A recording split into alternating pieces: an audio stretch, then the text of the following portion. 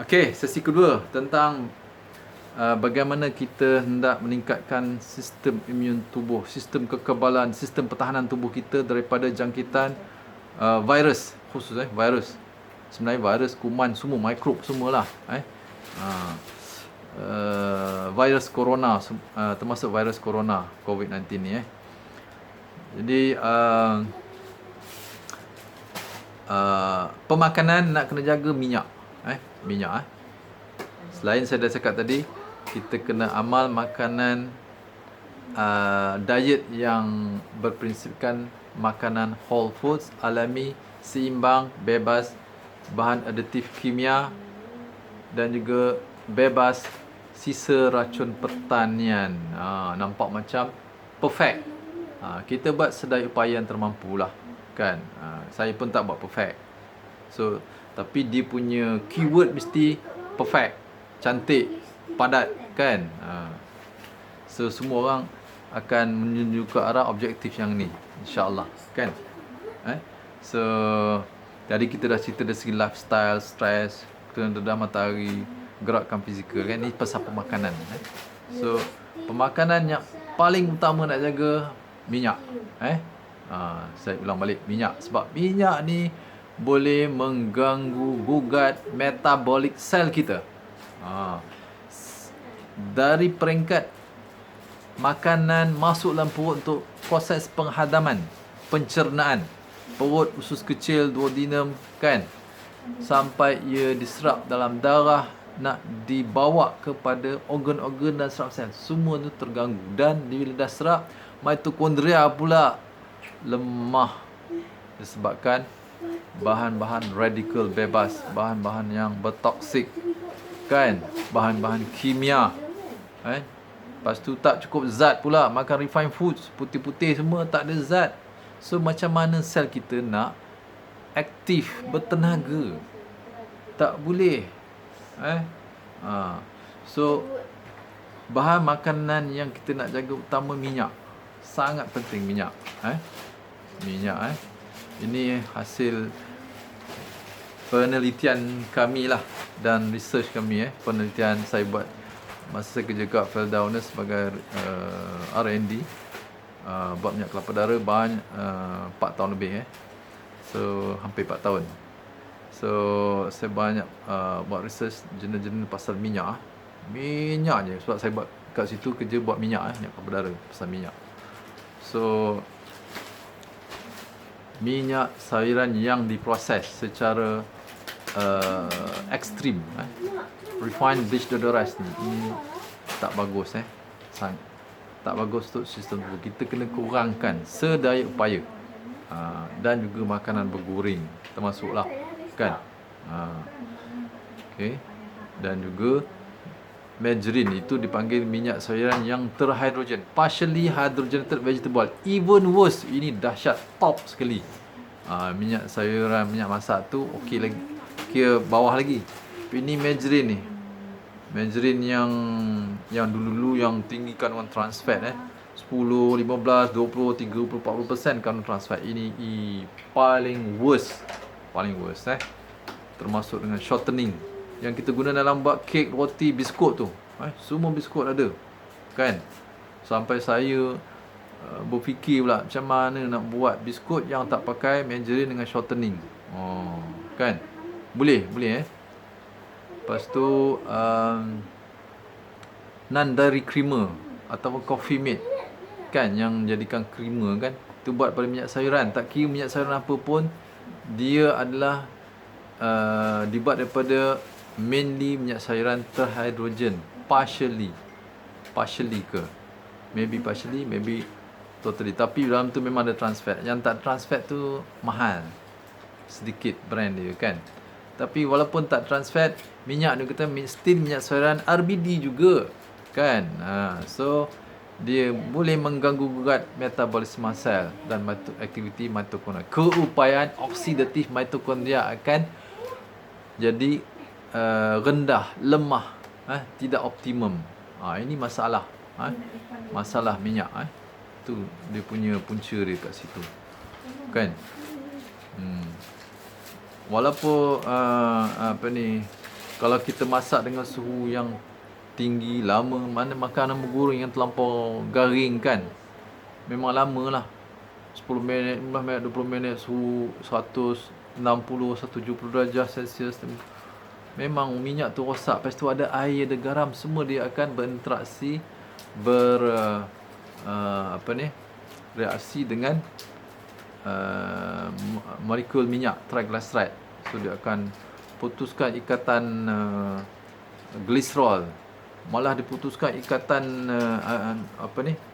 backbone of the fatty acid, rantai asid lemak pun diputus jadi lagi pendek. Ini sangat menjadikan molekul-molekul yang sangat oksidatif, sangat merosakkan, meradangkan. Banyak spesies molekul yang bersifat merosakkan, meradangkan, mengoksidakan molekul dan sel-sel tubuh kita, kan? Ini yang kita kurangkan makanan bergoreng. Tak kira minyak apa pun, dia dah masuk dalam makanan yang kita goreng, mesti makanan yang lembab, kan? Ikan goreng ke, nak dah goreng daging, goreng ayam, mesti lembab punya, mesti ada air. Air tu akan mengurai hidrolisis minyak. Rantai asid lemak dia boleh hidrolisis, dan juga ikatan glycerol dengan asid lemak tu, kan, triglyceride tu pun dia boleh putuskan, kan, membentuk macam-macam spesies molekul yang boleh mengoksidakan, merosakkan molekul-molekul yang lain dalam badan kita, masya-Allah. So ini nak kena jaga, sangat penting. Lepas tu dari segi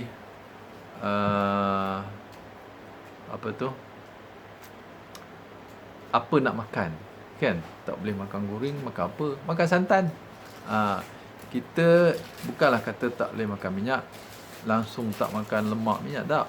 Kita kena makan santan kelapa, makan lemak butter yang ori pure, buat pada susu lembu, tau.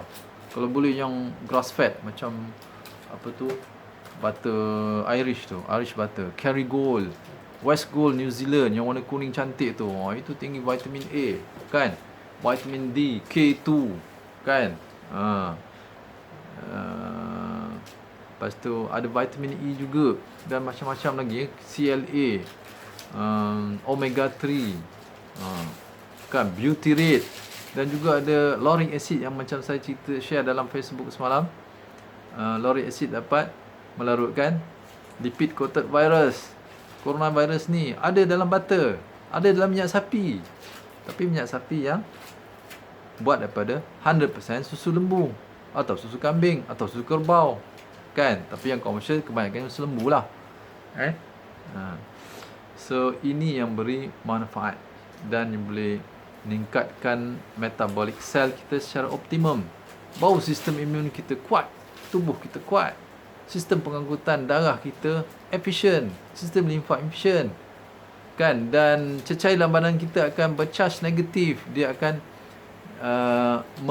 membina structured water dalam tubuh kita. Bila kita makan makanan alami, whole foods alami yang seimbang ni, sangat penting untuk bukan saja dari segi profil lemak dalam darah, dia mempengaruhi, kan, yang positif, yang cantik, tetapi cecair air dalam darah kita, dalam plasma darah, dalam limfa, dalam sel, dalam saraf, dalam otot jantung, kan, dalam semua air ni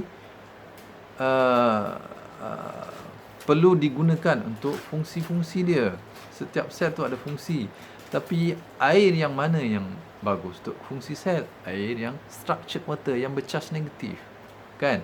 Bila kita ambil makanan whole foods yang alami, dia akan mengaruhkan air cecair dalam tubuh kita menjadi air yang bercharge negatif, structured water. Itu dia punya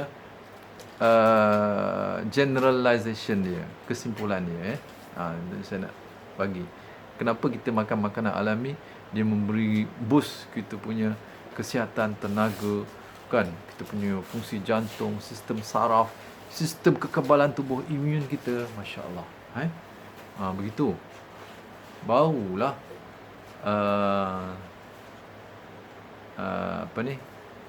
kita punya sistem imun kita optimum. Okey. Jadi kita tidak kan daripada kajian-kajian sekian lama coronavirus yang menyerang seluruh dunia kan, hanya berapa peratus? 15% yang menjadi teruk, yang jadi serius, yang jadi serius kan, menyerang paru-paru. 80-85% ada asymptomatic, maknanya tanpa simptom, ataupun mild. Lepas 3-4 hari, 5 hari baik macam tu. Boleh baik macam tu je lah tanpa ubat. Masya Allah, maknanya virus ni sangat lemah. Tapi yang 15% yang teruk ni, yang kadar kematian sikit kan, ikut kadar kematian 1% ke, atau less than 1%. Itu untuk orang yang badan dia dah season, maksudnya dah teruk sangat sistem tubuh dia, sel metabolik dia, mitokondria dia dah teruk kan, teruk sangat. Duduk tak boleh berapa minit, duduk 5 minit dah kebas kan, orang muda, apatah lagi orang tua kan. Semayang pun tak boleh berdiri, duduk. Itu semua menunjukkan masalah metabolik, masalah pengangkutan darah kita kan, oksigen rendah kan, oksigen tak sampai pada sel kan, sistem penghadaman, mikrobiom, tak cerita lagi mikrobiom kan. Macam mana nak dapat mikrobiom sihat? Kita asyik makan makanan goreng boleh menjejaskan, merosakkan bakteria probiotik, bakteria baik dalam usus kita kan. Makanan goreng akan menghasilkan satu molekul yang terakhir selepas oxidation, serial oxidation punya rantaian berlaku terhadap molekul asid lemak tak tepu, dan yang tepu pun bila pecah rantai jadi tak tepu kan. So dia punya terminal oxidation dia menghasilkan, dipanggil polymerized triglyceride. Polymerized triglyceride, apa maksud dia? Maksudnya lemak yang dah jadi polimer, jadi macam plastik. So masuk dalam perut kita, makanan kita tak boleh ada, macam dia menyelaputi makanan kita. That's why banyak orang kena angin, gastrik kan. Makan ni tak boleh sensitif, makan ni sensitif, makin lama makin teruk. Dan dah lama gastrik, GERD, makan ubat yang mengurangkan asid jus gastrik, lama-lama jadi anxiety panic attack pula kan. Kan dia menurunkan hormon-hormon serotonin dan efek mikrobiom, bakteria baik dalam usus kita, keseimbangan flora, mikroflora, bakteria, keseimbangan flora dalam usus kita.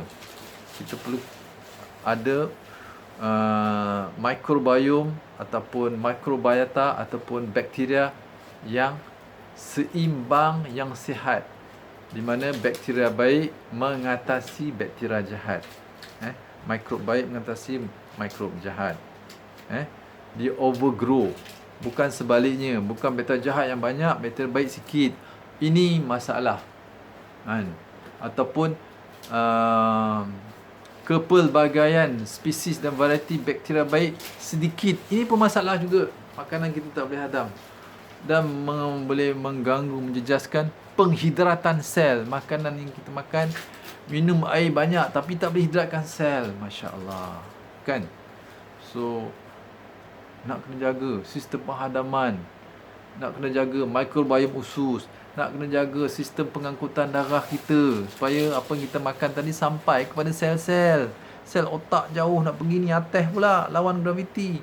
Sel jantung, sel kulit, sel sistem imun, limfosit, leukosit, macam-macam sel kan. Lepas tu dah sampai dekat sel, blok pula, makan goreng banyak, trans fat banyak, margarine kan. Lepas tu fatty chemical, pewarna, perasa tiruan, dia selaput kat situ, tak boleh juga masuk dalam sel. Dah masuk sel, nutrien, mitokondria pula rosak. Banyak makan glyphosate, racun-racun, mitokondria rosak. Lepas tu radikal bebas pun build up dalam sel, tak boleh nak dikeluarkan. Pasal apa? Proses penyingkiran bahan toksin daripada sel tidak optimal, kan. Ini ada kaitan macam-macam lah. Dari segi minyak, dari segi air yang tak menghidratkan sel. Tadilah structured water itu juga, kan. Minyak semua, microbiome tu semua main peranan. Semua sistem tubuh kita ni Masya Allah ada banyak, very complex, banyak, dan dia ada networking, kan. Perut, sistem pengharaman dengan sistem pengangkutan darah kita, dan juga fungsi otak, kan. Lepas tu, kan, orang yang ada anxiety panic attack, jantung dia pula, pernafasan, kan. Semua ni ada kaitan dengan bagaimana kita menjadi orang yang robust, lebih kebal, taklah kebal 100%, kan. Lebih kebal daripada serangan jangkitan, daripada attack daripada kuman virus, termasuk coronavirus ni, kan. Alright. Jadi kalau kita kena pun serangan, virus tu tak boleh membiak, because badan kita ada sistem. Dia communicate very fast, very efficient, cepat. Dia beritahu sistem imun, hasilkan antibody, phagocyte, macrophage yang ada dekat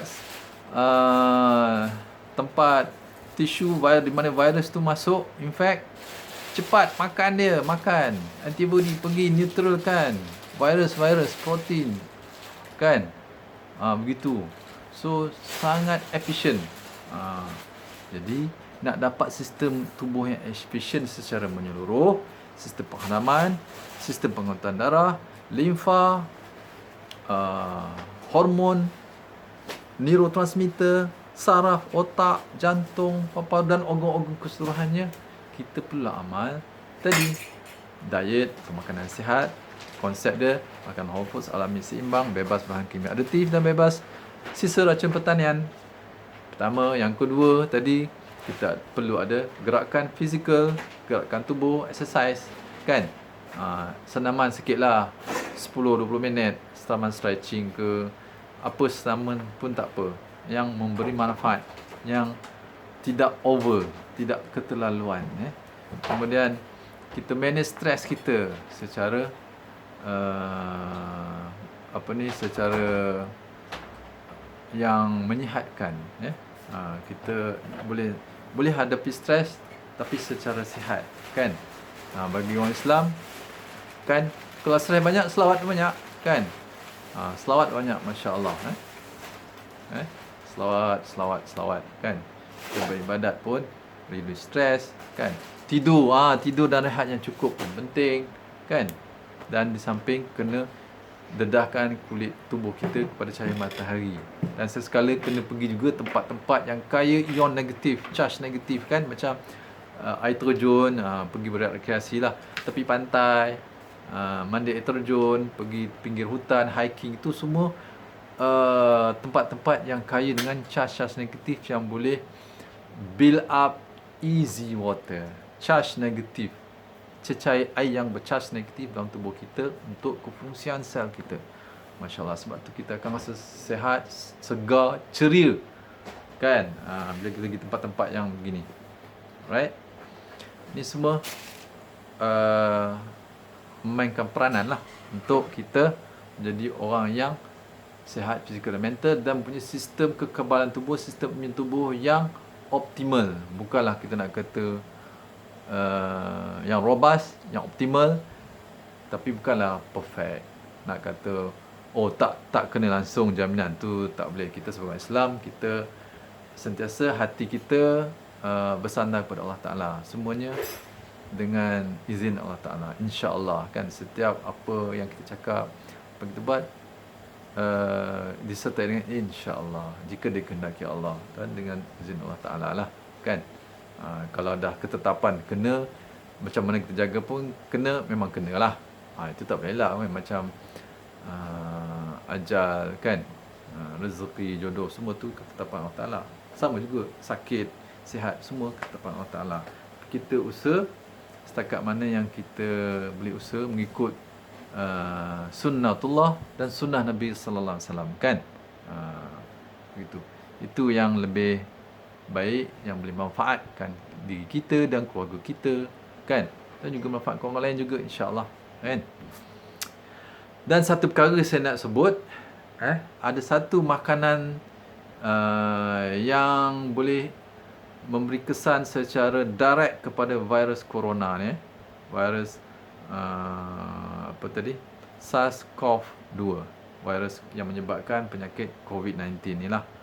Satu benda ni sangat-sangat efektif untuk menyah-aktif virus. Kita tak kata dia membunuh atau mematikan virus. Virus ni dia bukan hidupan, dia bukan juga benda mati, dia tengah-tengah, kan.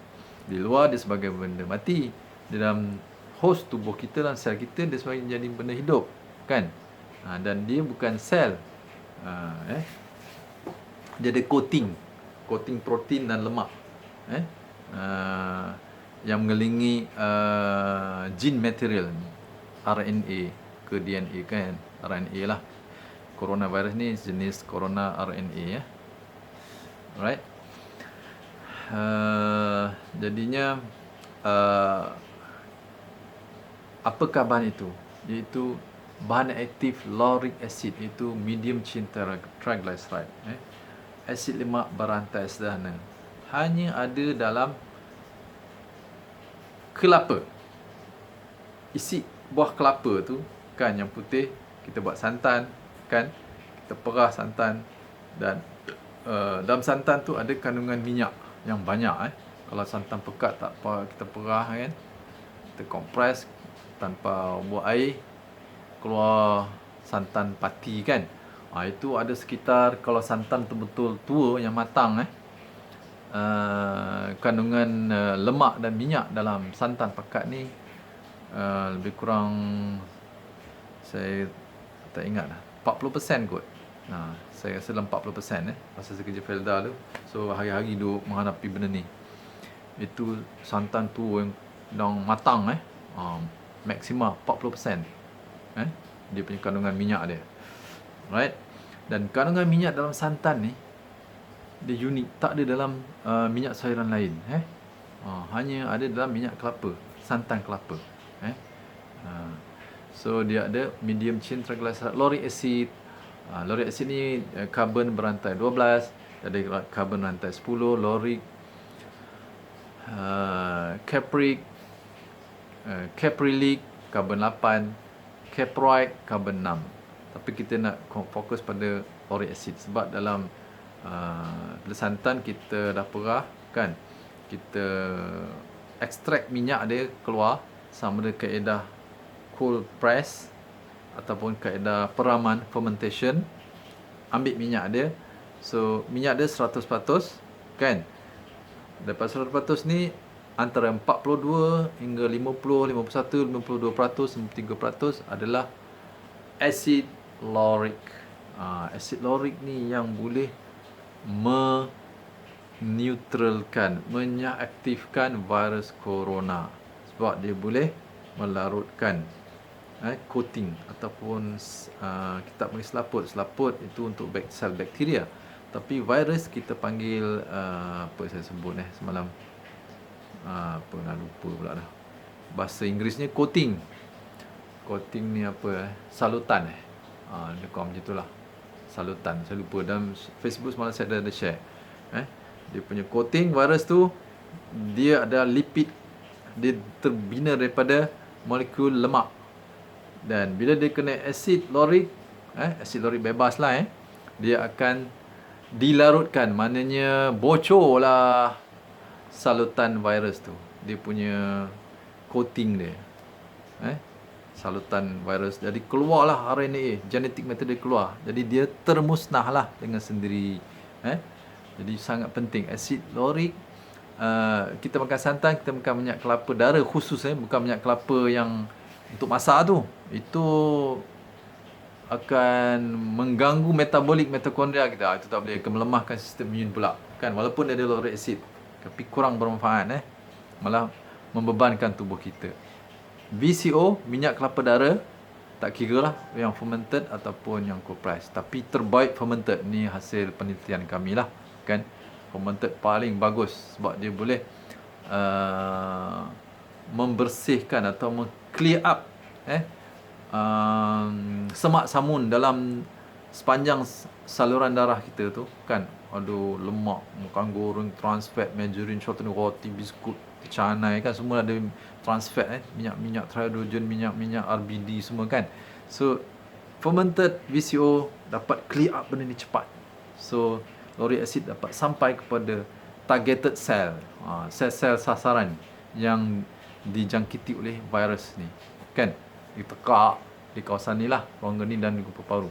So kita nak lauric acid ni sampai sana dan kena kepada virus ni, maka dia larutkan, dia menyebabkan kebocoran pada coating virus tersebut, maka dia terenyah aktif.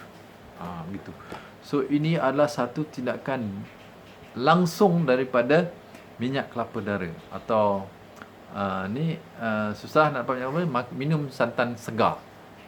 Yang masak tu kurang efektif, yang segar yang jadi ubat jadi ubat untuk merawat infection virus, sakit tekak ke, batuk yang kronik susah teruk, minum santan segar.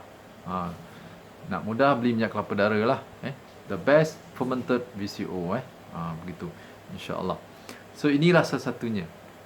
Sebenarnya lauric acid ni ada juga dalam susu lembu, susu kambing, susu ibu, dalam butter, minyak sapi daripada susu lembu lah. Tapi kandungan dia sikit kan, 4% saja. 4% dalam butter kita 4%. Kalau minyak sapi dia lebih sikit, 4.5 ke 5% kan. Dalam susu lagi sikit lah. Kandungan lemak dalam susu hanya lingkungan 4% kan, 3 ke 4%. So 4% dari minyak tu sikit sangat lah kan. Begitu. Tapi minyak isi rong kelapa sawit tinggi 60% acid lauric. Tapi kita tak boleh dapat yang isi dalam tu, yang putih tu, bukan yang hampas, yang apa tu, pulp di bahagian luar tu, yang merah tu vitamin E, tocotrienol tinggi. Tapi dalam minyak dipanggil minyak isi rong kelapa sawit, itu lauric acid tinggi. Itu susah nak cerita. Kita cerita yang senang, kita dapat kelapa, santan kelapa ataupun minyak kelapa dara.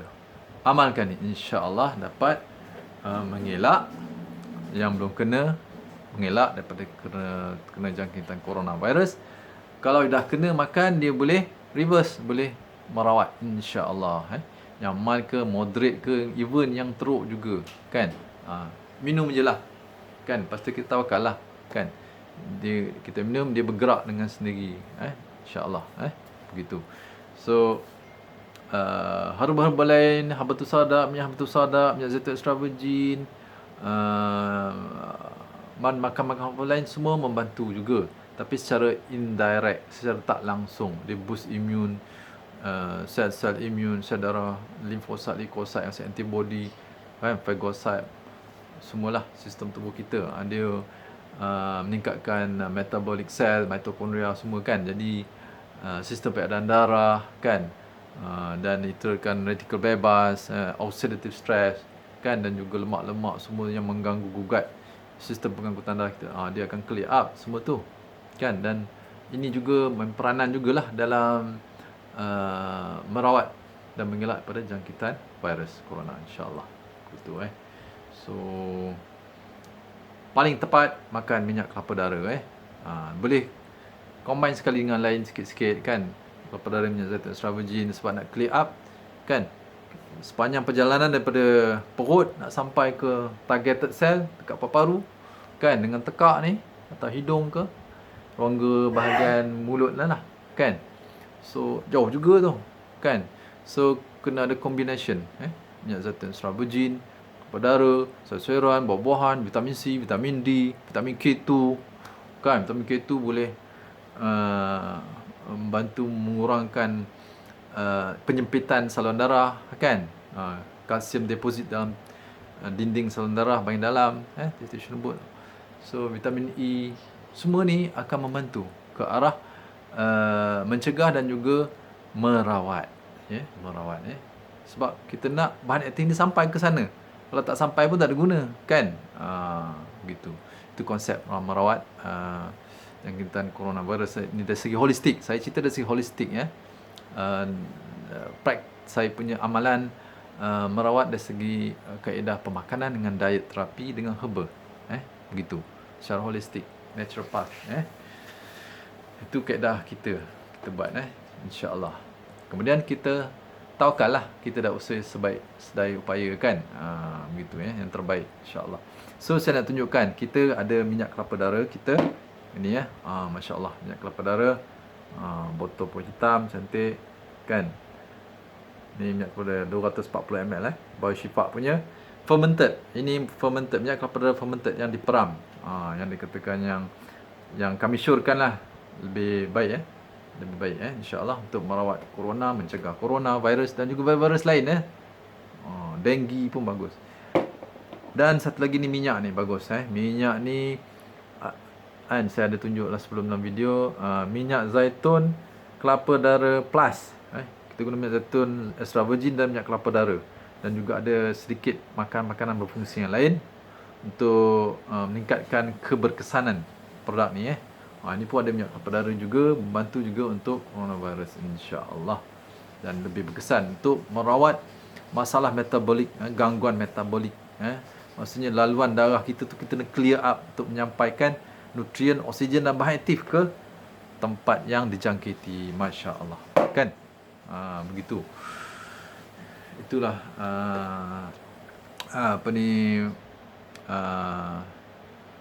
produk makanan berfungsi yang boleh secara langsung mengaktifkan virus corona dan juga semua virus-virus dan mikrob yang bersifat lipid coated secara umum masya-Allah. Ini sebenarnya ada kajian-kajian telah dibuat dalam makmal, bukan kajian klinikal lah, bukan clinical trial ini saya cerita kajian secara dalam makmal dia menunjukkan bahawa virus mikrob yang bersifat lipid coated dapat dilarutkan dengan lauric acid dalam minyak kelapa. Masya-Allah semoga manfaat insya-Allah. Boleh subscribe, share, like Assalamualaikum warahmatullahi wabarakatuh.